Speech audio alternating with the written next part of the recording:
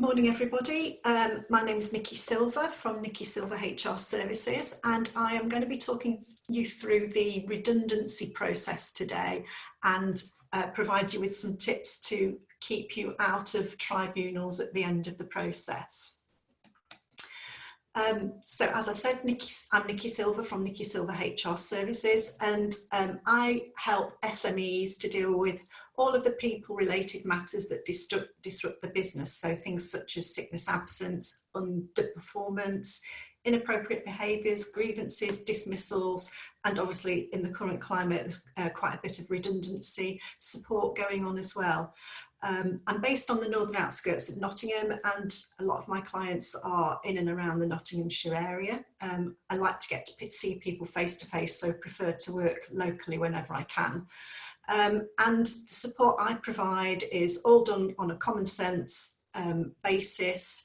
I can provide you with advice. I can also provide you with hands-on support and actually do work for you if that's what you need.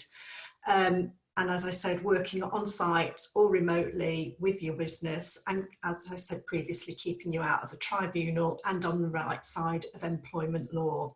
So that's me in a nutshell. And what I'm going to go through today is the redundancy procedure and the key steps that you need to follow. They're all on the screen there for you to see. So planning, your redundancy timetable, options to consider, how to consult with your staff, how to select employees for redundancy, the process you need to follow when you're confirming outcomes, calculating redundancy pay and when you need to pay it, and then on my final slide a little bit around the support available to staff who are being made redundant. So I'm going to go through each of these steps one by one. So we'll start off with planning. So ideally you're going to plan your redundancy process ahead. It'll make sure you're following the right approach, and it'll make sure that you don't forget anything that could then be thrown back at you later on at a tribunal. And it's also good to have a plan in place that it will make sure you've got consistency of messages and make sure you help people understand what is actually happening and why it's happening. So when you're putting your plan together, you're going to think about how you're going to explain to your staff why you've taken the decision to reduce the workforce. You're going to need to explain what the new business structure is going to look like, and also the things that you have considered to avoid compulsory redundancies, which I'll go into later anyway. You're also going to need to consider how you will consult with staff. Will that be on a one-to-one basis? Will it be in a group? When you're going to do it?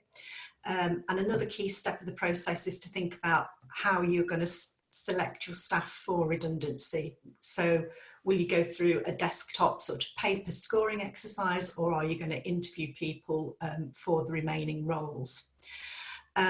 Planning, you're also going to need to think about how much notice you're going to give to your staff. You may have people on different notice periods, so you're going to need to make sure you've accommodated the longest notice timescale within your plans, and also think about what redundancy pay you're going to give. Are you paying at statutory rates, or do you have something else within your contracts and procedures that means you will pay people at an additional company rate on top of the statutory position? You could also think about whether you would like to offer additional payments to anybody who volunteers for redundancy or anybody who may want to take early retirement. And finally, in your plans, you're going to need to think about what support you're going to give to those people who do find that they've lost their jobs. Are you going to help them with updating their CVs? Are you going to help them with preparing for interviews? Are you going to help them to find work, etc.? So quite a lot to think about before you start the process. But as I said, the more that you think about it up front, the easier the whole process will be. You're also going to need to consider who is going to make the announcements and conduct your consultation meetings. Obviously, you want somebody experienced that understands the redundancy process, understands the position the business is in, and will be able to deal with people who may not take the news very well. So you need somebody experienced in managing the reactions you're likely to get. You may get some anger, you may get somebody in tears, etc. So think carefully about who is going to hold the meetings with individual employees. Also, make sure you've got an appeals process in place.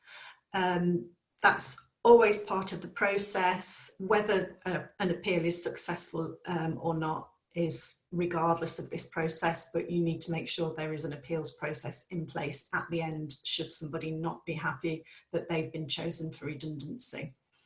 And finally, make sure you keep a plan, keep a copy of your plan and any other documents that you issue or create during the process, so that you've got everything together should you end up being taken to a tribunal for some unforeseen reason. So part of your planning, you'll need to think about the redundancy timetable that you're following. So at the moment, there are a lot of businesses now thinking ahead to what happens after the 31st of October when the furlough scheme comes to an end. If businesses can't afford to keep staff on after the 31st of October, then they really need to be thinking now about starting the redundancy process to make sure there's a sufficient time to accommodate notice periods and also sufficient time to allow for some contingency plans in case things don't quite go as expected during consultation. As part of your plans, you're going to need to think about the timescales for consultation. So this is all dependent on how many redundancies you're expecting to make. If you're expecting to make fewer than 20 people redundant, then there are no set rules about when consultation needs to begin. However, it's recommended that you consult with your employees at least 3 times during a 2 to 4 week period before you give anybody notice of redundancy. If you're making 20 to 99 people redundant, then you have to consult for at least 30 days before giving the first redundancy notice. And if you're making 100 or more redundancies within 90 days, then you've got to consult for at least 45 days. And as I said on the previous slide, if you feel that you are going to use an interview process to select staff for redundancy, then you'll obviously need to allow additional time into your plan to accommodate that as well. So before you start your process, you need to have a think about options that could help you avoid redundancies and also avoid business costs as well. So obviously we've spoken about keeping employees on furlough until the end of October, and that's obviously straightforward. The second bullet point on here, offering voluntary redundancy or early retirement. So as part of your process, you can ask people if they'd like to volunteer to leave the business. However, your offer will need to go out to the entire workforce, not just those who are at risk of being made redundant. And it must always be the employee's choice to volunteer for redundancy or early retirement. There shouldn't be any pressure put on them to do so. You should also make it clear that if somebody does volunteer to leave, it's not automatically given to them.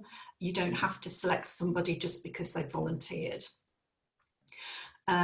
If you are looking at voluntary redundancies or early retirement, you should still have a fair way of selecting employees to take up that offer. And you can offer an extra redundancy pay if you really want to encourage people to put their names forward. Another option for you to consider is whether anybody would be interested in flexible working. So there may be some employees who may be willing to reduce their working hours on a permanent basis. They may be willing to change the days of work. They may be willing to work evenings, do a job share, etc.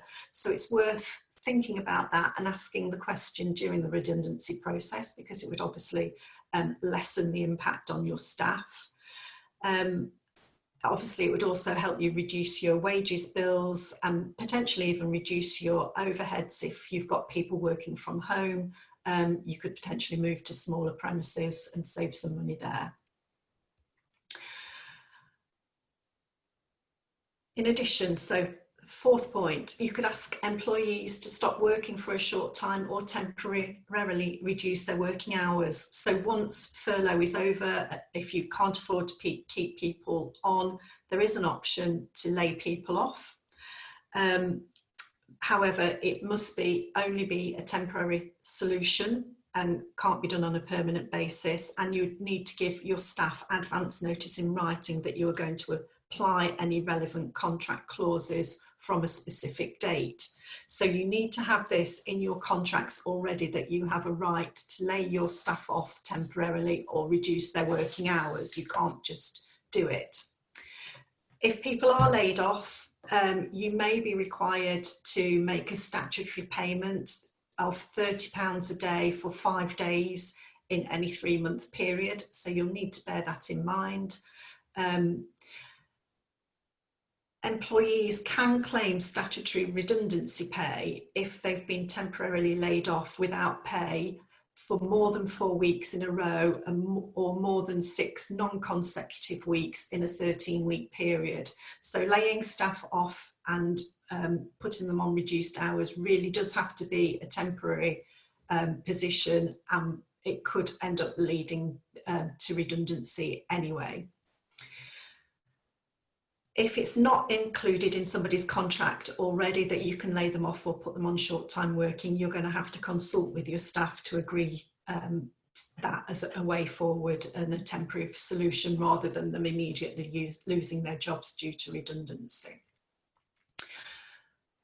Other options: can you move employees to another job? Obviously, that's going to depend on the size of your business and the roles available, but certainly something to consider. They should only be moved to another job if the role is deemed suitable for them. And they can be retrained to do another job as well if you feel that they can do that. So make sure you consider whether there are any other jobs likely to be available that the impacted employees may be able to do.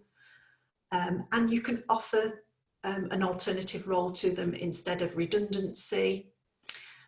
And that can be done on a trial basis. So they have a right to a 4-week trial period if they accept the new role.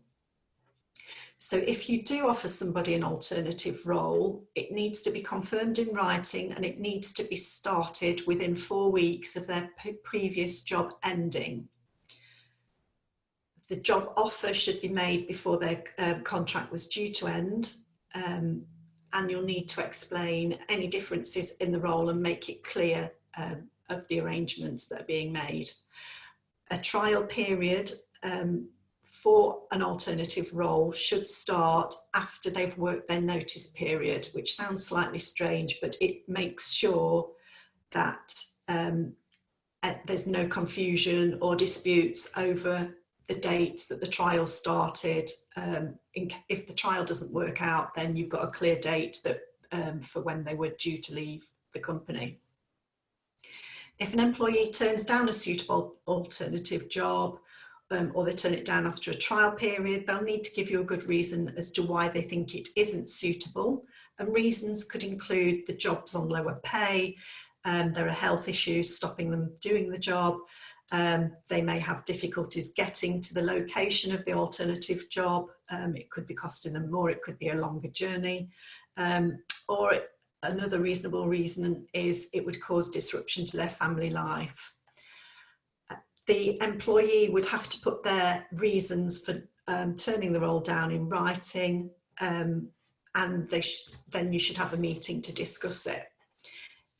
If the employee does have a good reason to turn the job down, they will be entitled to redundancy pay, but if they unreasonably turn a job down, you could refuse to pay their redundancy pay, but you'll need to be able to prove the employee's decision was unreasonable if they do make a claim to an employment tribunal. The last 3 bullet points on here, fairly straightforward, I would say. So if you've got any temporary or contract workers, you could consider letting them go before making anybody redundant, because that would be more straightforward. You could consider limiting or stopping overtime if you are still in a position where you're offering overtime to some people. And obviously, if you get a new vacancy, you could not fill it and use somebody at risk of redundancy to be moved into that role. So lots of options that you can consider, but make sure you have thought about all of these things, and some of them absolutely won't be relevant to your business whatsoever, but think about them, make a note of why it's not relevant, and just keep it on record somewhere in case you do get taken to a tribunal later down the line. So consulting with your staff. I'll go into a little bit more detail on the next couple of slides, but consultation is when you meet with employees and their representatives where appropriate, which I'll explain later to explain your planned changes and obtain their feedback and input. When you consult with your staff, you must not present a finalised redundancy plan. So during consultation, it's all about, we are proposing to make some redundancies. We haven't confirmed anything yet, but we will go through a consultation period. And when we get to the end of that consultation period, we will confirm whether a decision has been made to go ahead with the redundancies or not. So consultation is all about getting input from your employees, seeing if they've got any ideas as to how the redundancies could be avoided, and just looking at alternatives. Also asking for volunteers if that's what the process that you would like to follow. There's no legal requirement to actually sit down with employees when you consult with them, so you don't have to sit down with them face to face. The process can be completed remotely if you wish to, but I would always offer employees the option to come in for a face-to-face meeting, or to do it via video call or telephone, but certainly give them the choice and ask them to confirm how they would like the consultation and meetings to be done. So if the timescales for consultation, if you are making fewer than 20 people redundant, there are no set rules about when consultation should begin. However, it's recommended you consult with employees at least 3 times during a 2 to 4 week period before you confirm that anybody is going to be made redundant.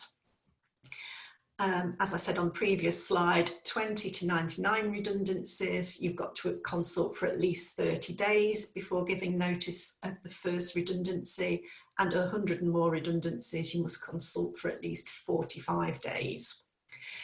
During the consultation period, you must confirm to your employees in writing why you are making redundancies, the number of employees and which jobs are at risk, how you will select employees for redundancy, how you will plan to carry out the redundancies, including the timeframes that you're working to, how you're going to calculate redundancy pay, and also if your business is using agency workers, you have to declare how many agency workers you have, where they're working, and the type of work they're doing. So during consultation, I would always say be open and honest about the situation that the business is in, and involve your staff in the process as much as possible, such as how you're going to decide on selection criteria and the process that you're going to follow. The more collaborative your process is, the more your employees will trust that it's been a fair and reasonable process. As mentioned previously, it's always good to have somebody who is trained or experienced in leading any consultations, as they will need to be able to handle potentially angry employees. You may have staff who are in tears, etc. So you need somebody who is more than capable of dealing with that sort of reaction. You're going to need a clear way of presenting the situation that the business is in, and also a questions and answers document that can be handed out to people as well. During any meeting, so during your initial announcement of what's happening and during any subsequent consultation meetings, you might want to use a script so that you don't forget anything and you make sure all points that covered that you need to be covering. And also when you're inviting employees to a consultation meeting, that needs to be done in writing. There are some template letters available on the ACAS website, and I'll provide a link at the end of this presentation.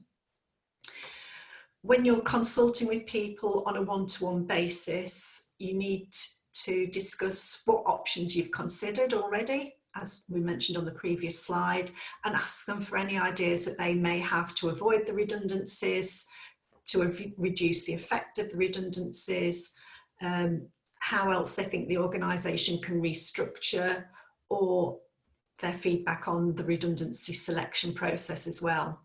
You don't have to accept everybody's ideas that are put forward during consultation. You can reject ideas that you don't think are reasonable for your business, but you should always explain why that any suggestions that have been put forward, you should always explain in writing why you've rejected them.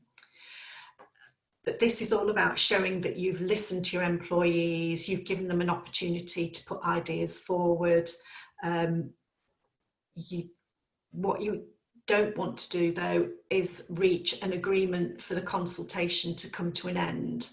You simply need to show that the consultation was genuine and that you aimed to reach an agreement. So everything throughout the whole process, you need to make sure you are being fair and reasonable, and keep a record of it all in case you need to demonstrate the procedures that you followed. So just a little bit more detail when you're consulting, making fewer than 20 people redundant, and the consultation you need. So to ensure everybody receives the same message, you will make an initial announcement. So it could be an announcement of providing an update on the company situation, but I would always say get everybody together for that meeting. You can involve the whole company, or you could just involve anybody who is at risk of being made redundant. If you do them on a one-to-one basis, people will be wondering what you said to the other person. Have they said the same to you? Am I being dealt with in the same way? So as I said, make your initial announcement that you're considering redundancies with a group of people, so it's one message that everybody gets the same message at the same time. You don't want sort of Chinese whispers starting and things getting out of hand. So after you have made your initial announcement and given your update, you need to follow that up in writing by issuing individual at risk of redundancy letters. And that is straightforward. As I said, there are some template letters on the ACAS website, and I'll provide a link at the end of this presentation. After the initial meeting, you should then arrange at least 3 one-to-one consultations with individuals who may be affected.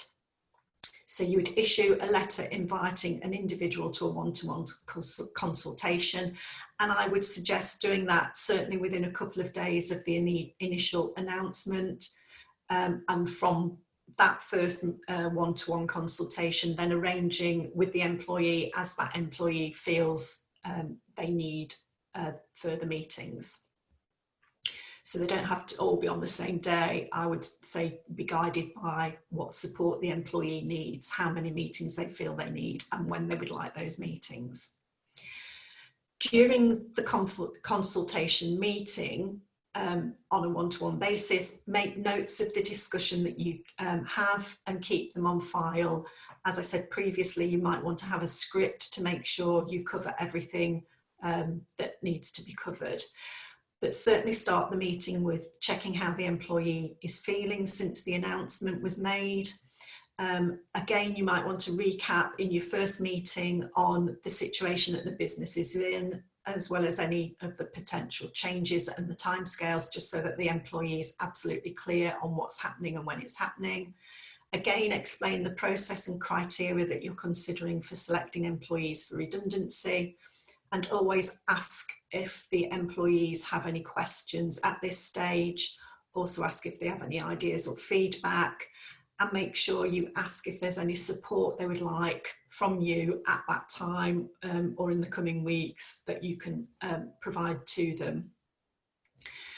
Ask them to go away and think about any other ideas that the company could consider. Ask them to consider whether they'd like to volunteer for redundancy, or if there are any other roles that they'd like to be interested in. And at the end of the meeting, ask when they would like the next consultation, and again confirm the next consultation in writing. Arrange at least 2 more one-to-one consultations and confirm them in writing. They will follow the same sort of outline process as you do for the first one. Again, make sure you keep notes of everything, keep notes of what you've discussed. You can provide any updates in your follow-up consultations, but continue to ask them for their feedback and any support that they need, making sure you're being as supportive as you can be in the circumstances. If you are making 20 or more people redundant, then the process is a little more complicated. You're going to need to consult with trade unions or elected employee representatives, as well as consulting with employees individually. So it is a bigger process and a more time-consuming process. You can elect employee representatives for the specific consultation, or there may already be people in place who have already been elected and they will already be there to get involved in the process. However, if you've got nobody in place or nobody wants to be elected, you can consult with all of the affected employees directly, but this really should be a last resort. By law, trade union and employee representatives have the right to reasonable paid time off for any trade union related duties. And rather than me go through a whole massive list of what you've got to do if you're making more than 20 people redundant, there is some guidelines that explains exactly what you need to do, and that is the link there to the guidelines on the ACAS website. If you are making more than 20 people redundant by law, just the final point on this slide is you must let the redundancy payment service know of your plans before consultation starts, and there's a form that you will need to fill in, but details of all that can be found in that advisory booklet on the ACAS website via the link.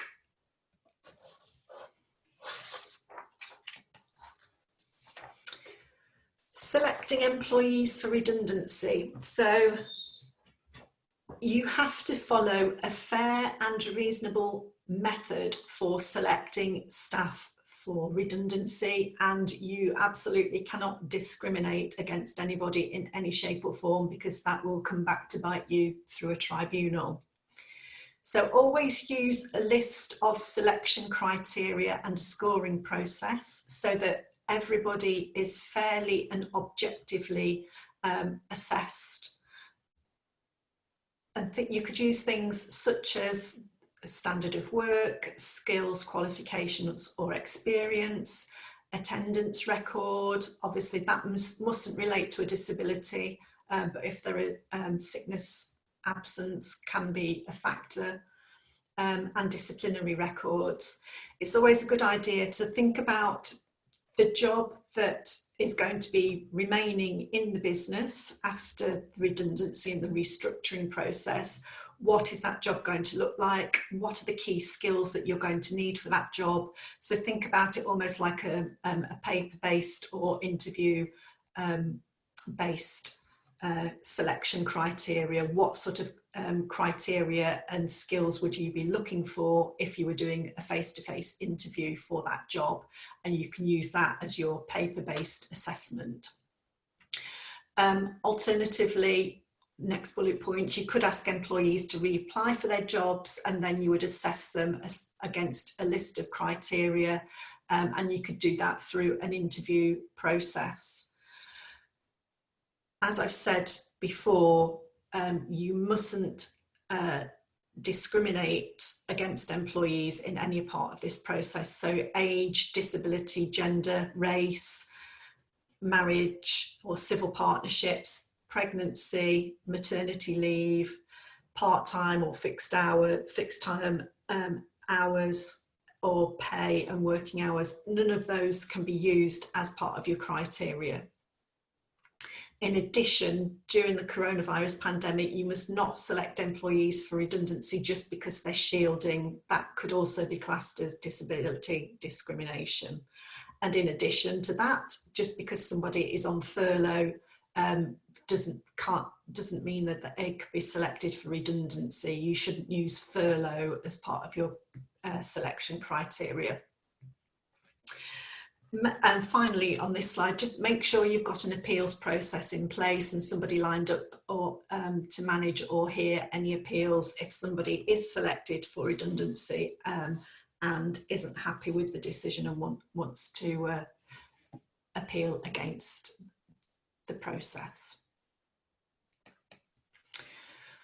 Confirming the outcomes and giving notice of redundancy. So you've gone through your selection process and you need to give people notice of their redundancy. So notice can only be given after the consultation period has been completed. So as I said previously, the consultation period is all about explaining what's happening and asking employees for their input and ideas on how the redundancies could be avoided. So you can't barge ahead and select people for redundancy while you're still asking for ideas and suggestions. So only give notice once your consultation period has ended.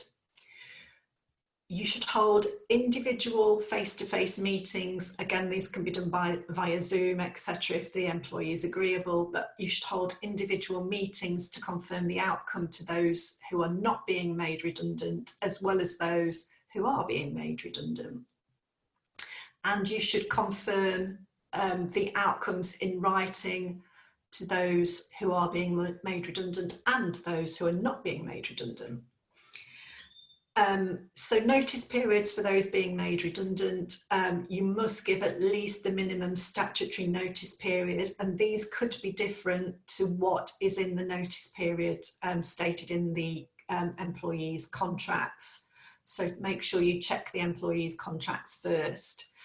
Statutory notice periods are based on the amount of time that an employee has worked for you. So if they've been with you for 1 month to 2 years, the minimum notice is 1 week, although that employee will not qualify for a redundancy payment if they've only been employed up to 2 years. Employees have to be with you for 2 years or more to qualify for a redundancy payment. Anybody who's been with you 2 to 12 years, the minimum notice period is 1 week for each year they've worked. And if somebody's been with you for 12 years or more, the minimum notice period is 12 weeks.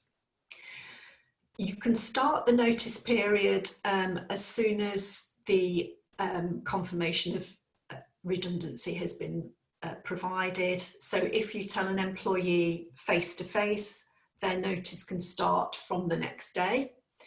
If you send an employee a letter or an email, you must give them a reasonable amount of time to read it before their notice starts. So you might want to add in a couple of days before saying your notice period starts on whatever date.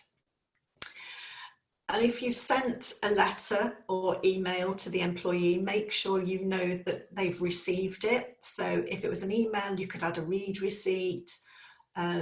If it was sent by post, you could send it as a signed for letter. So either way, just make sure if you're doing it in writing rather than face-to-face that you've got confirmation that they have received it. Employment can be terminated before the end of a notice period if the employee has agreed to take a payment in lieu of notice. referred to as pile-on, and that will be mentioned in contracts if that is something your company provides. But one thing just to bear in mind, you can't use furlough to contribute towards a pile-on payment. So ideally, if you are relying on furlough until the end of October, you keep that employee on your books, as it were, until their last day in the business, rather than paying them in lieu of notice. That way you can use the furlough scheme to continue making those payments. Moving on. Redundancy pay. As I mentioned previously, so employees who've worked for you for at least 2 years are entitled to at least the minimum statutory amount of redundancy pay. However, your contracts of employment may say they are entitled to more, so check them first. But redundancy pay is calculated as follows: half a week's pay for each year of work before someone's 22nd birthday, 1 week of pay for each year of work after somebody's 22nd birthday, and 1.5 weeks of pay for each year of work after someone's 41st birthday. You can choose to pay higher amounts if you want to encourage voluntary redundancies. If your employee's pay varies, so if you've got somebody on casual hours, on a 0 hours contract, you will need to calculate their average weekly pay for the previous 12 weeks from the date you made them redundant. Now, this will need to be paid at 100%, so this will need to be paid not based on 80% of their furlough pay, it needs to be based on their full pay. Redundancy must be paid no later than an employee's final day. So you can't give them the redundancy payment a month after they've left. It needs to be paid no later than the final day with you. However, you can agree to pay it at a later date if you both agree to it in writing. But again, this shouldn't be weeks and weeks later. You need to be paying that redundancy payment pretty promptly. It's worth mentioning that the furlough grant cannot be used to make a redundancy payment to an employee, so the business will need to cover the cost of any redundancy payments themselves. However, the furlough scheme can be used to contribute towards an employee's notice pay. So during the notice period, your employee will need to be paid at 100% of their normal salary. So you can still use the furlough scheme, but you'll need to top those payments up to 100% during the notice period. However, if your business is in a position where you can't afford to make any redundancy payments, you just haven't got the funds to do it, or making those payments would put your business at risk, you can ask the Redundancy Payment Service for financial help. And you can find them easily by just Googling their details. So after you've advised people that they are being made redundant, you shouldn't just be leaving it there. I guess some people may still be on furlough and may not actually be in the workplace, but please don't forget about them, because you still want to make your employees feel like they've gone through a fair and reasonable process. And the more you do that, the less chance you've got of being taken to a tribunal. So you can support staff by providing counselling, which is basically giving them somebody to talk to, giving them advice, talking through their options, and providing them with access to support services. That could be for financial help, help in finding a job, could be mental health and wellbeing support services as well. And I'll provide you with details of services that you can access on the final slide. So you could offer additional face-to-face meetings that could help them with their CVs, just help them talk through what their options are. And as I said, you could help them get financial advice and help them to find other work. If your staff are still working, you must allow them a reasonable amount of time off to look for another job or to do training. And what I would suggest for all businesses who are making redundancies is that they contact the Job Centre Plus. Job Centre Plus offers a rapid response service to help get people straight back into work, and they can help your employees with loads of useful information about finding work, as well as helping them write or update the CVs and prepare for interviews, etc. And all it is a simple email over to the rapid response service using the email address on the screen. In the email, you'd need to include your contact details, the town and postcode your business is based in, and the location of the redundancies. So that's certainly worth following up for your staff.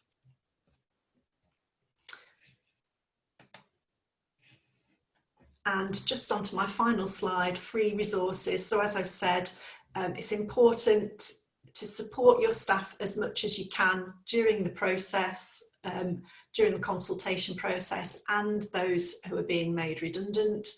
So don't just forget about them. There are free resources out there at the bottom of the screen. So there are template redundancy letters that you can access that'll make sure you get the wording right in any correspondence you have with your employees. But there's also mental health and well-being support through the services that I've provided at the bottom. If you'd like any additional help, I've put my email address and telephone number there.